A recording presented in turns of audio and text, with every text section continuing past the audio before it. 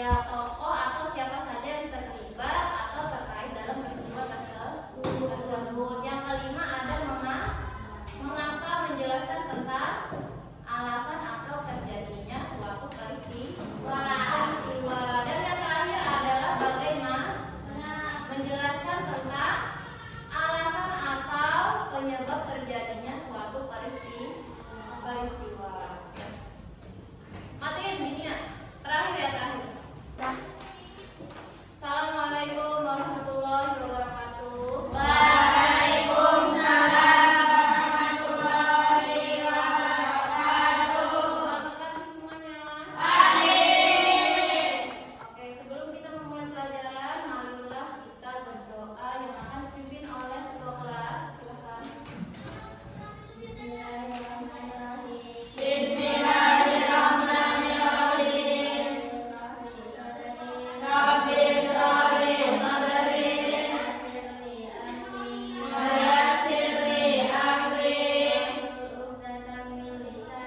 wahlul 'uqdatam min lisani yafqahu qawli.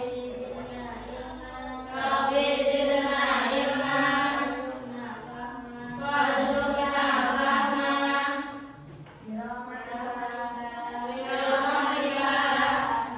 rahimin.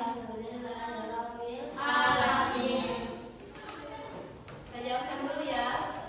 Alifa Izzatun Nisa, Dewi Cahyani, Dinia Hamzah, Eka Nurhaini, Edmina, Hanifa, Karunia Prana Putri, Katia Ayatul Husna, Rara, Salsabila Azhara, Sofia Nutriana, Siti Nurwasila, Sofia Mandani, Tika Fitriana, Karina Agustin, Zahra Mawaddah.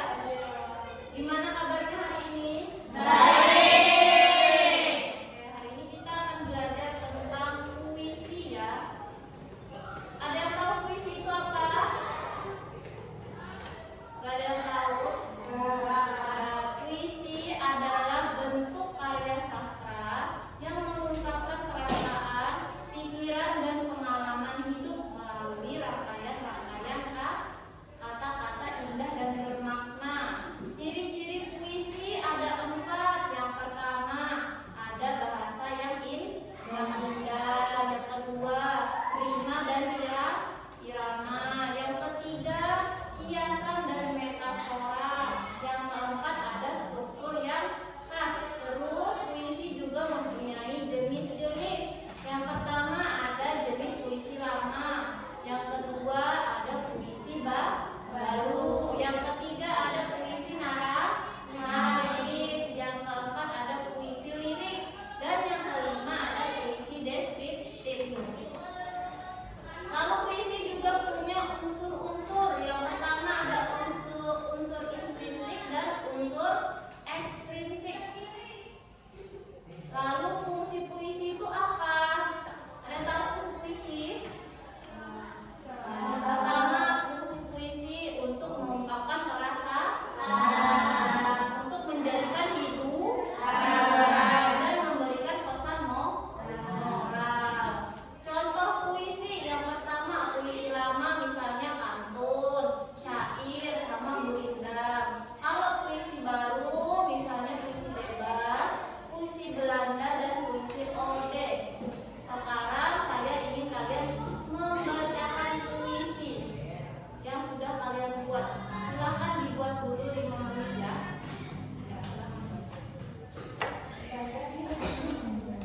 Kamu nanti berdiri bacanya sambil lagi gini. Sambil dilihat. Nah, ini ya bawa ke siapa dulu yang mau baca pertama? Ini dulu nggak ada. Yang mati dulu dunia. Ya, udah di video. Lihat ke sini. Lihat ke situ. Cepetan gimana kayak gitu. Ya, ini bawah. Udah. Musim gugur. Burung-burung berkicau seolah ia berbicara, sejuknya tiupan angin dan gemuruhnya suara air. berbaur dengan suasana yang begitu sempurna. Oke. Mengampai mimpi, senyum terlukis. Belum. Yuk. Mengampai mimpi, senyum terlukis tipis menghiasi bibir manis. Langkah demi langkah berpijak modal angan yang bijak. Sejuta harapan, laksana rintanganku tak pulang menuju kemenangan. Mengampai mimpi, riang gembira, jalan hidup telah ikhlasi bahagia. Dadang perjuangan doaku penuh ikhlas, bawalah berkah yang menuju berlimpah. Suaraku tidak keluar saja. Ini Pak. Gimana gerakannya saja?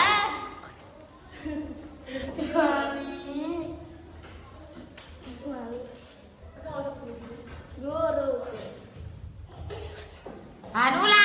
Ulang yang benar dulu. Yang benar, jangan tawa Pak. Yang benar. Guruku, kepada guruku tercinta, selalu doa aku panjatkan. Semoga senantiasa diberikan. Ulangan. Jangan kayak gini. Jangan kayak orang mau salah. Wah, lu saja. Ya yang tegas ya. 1, 2, 3. Guruku, kepada guruku tercinta, selalu doa aku panjatkan. Semoga senantiasa diberikan kesehatan yang sempurna, setiap langkah dan jejak. Semoga jadi amal yang mulia. Contoh buku fiksi, novel, cerpen, dongeng, fabel, puisi, dan komik. Baiklah, hari ini saya akan menjelaskan tentang manfaat buku fiksi dan non-fiksi. Buku fiksi dan non-fiksi adalah dua jenis buku yang berbeda berdasarkan isinya. Buku fiksi berisi cerita-cerita yang dibuat berdasarkan imajinasi atau khayal penulis.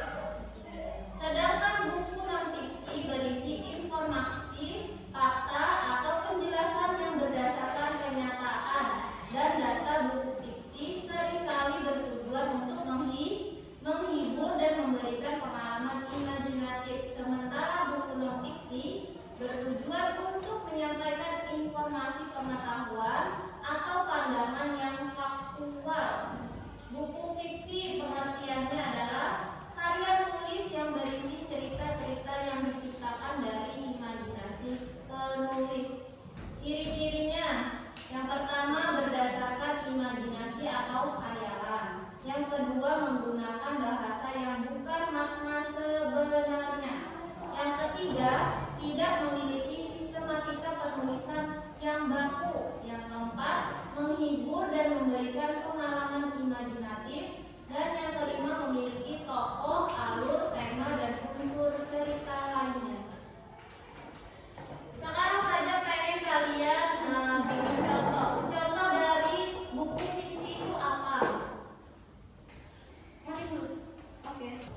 Contoh berita. Yang pertama ada berita tentang politik. Yang kedua berita tentang olahraga. Yang ketiga ada berita tentang ekonomi. Yang keempat ada berita tentang teknologi. Yang kelima ada berita tentang kesehatan, lingkungan, dan sosial budaya. Unsur-unsur berita ada 5. Yang pertama menjelaskan peristiwa atau kejadian yang sedang terjadi atau sudah terjadi. Contohnya, badai yang melanda wilayah Gandang menyebabkan kerusakan parah pada sejumlah rumah warga. Yang kedua, di mana itu menjelaskan tentang lokasi atau tempat terjadinya peristiwa.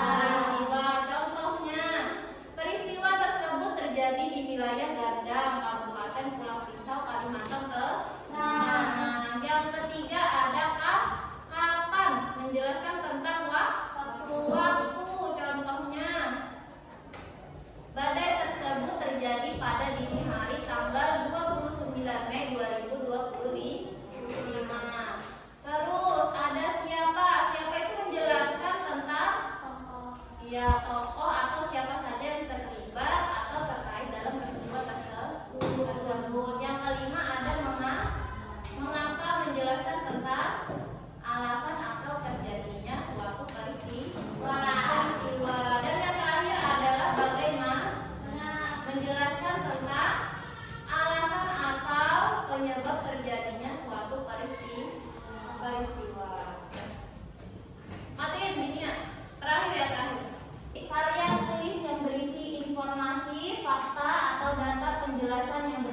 berdasarkan kenyataan dan dapat dipertanggungjawabkan. Ciri-cirinya yang pertama, ditulis berdasarkan fakta dan data yang nyata.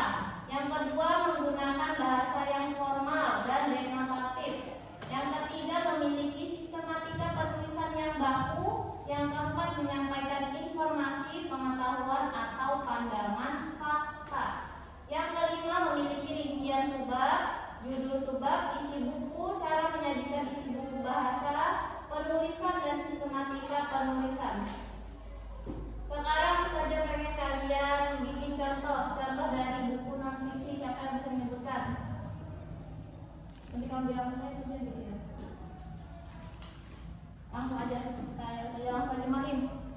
Contoh buku non-fiksi: biografi, autobiografi, buku pelajaran, buku panduan, buku kesehatan, esai, jurnal, dan buku ilmiah. Kesimpulan, buku fiksi dan non-fiksi adalah dua jenis buku yang berbeda, namun keduanya mempunyai peran penting dalam dunia literasi. Buku fiksi memberikan hiburan dan pengalaman imajinatif, sedangkan buku non-fiksi memberikan informasi, pengetahuan, dan pemahaman tentang dunia nyata. Pemilihan jenis buku yang sesuai dengan kebutuhan dan selera masing-masing akan memperkaya pengalaman membaca dan meningkatkan wawasan. Unsur-unsur buku fiksi: tema, tokoh dan penokohan, latar, alur, gaya bahasa. Oke, makin juga. Unsur-unsur buku non-fiksi: sampul, judul, nama penulis, nama penerbit, isi buku, cara pengajian, isi, bahasa yang digunakan, sistematika penulisan, dan daftar pustaka. Semoga pembelajaran kali ini bermanfaat ya.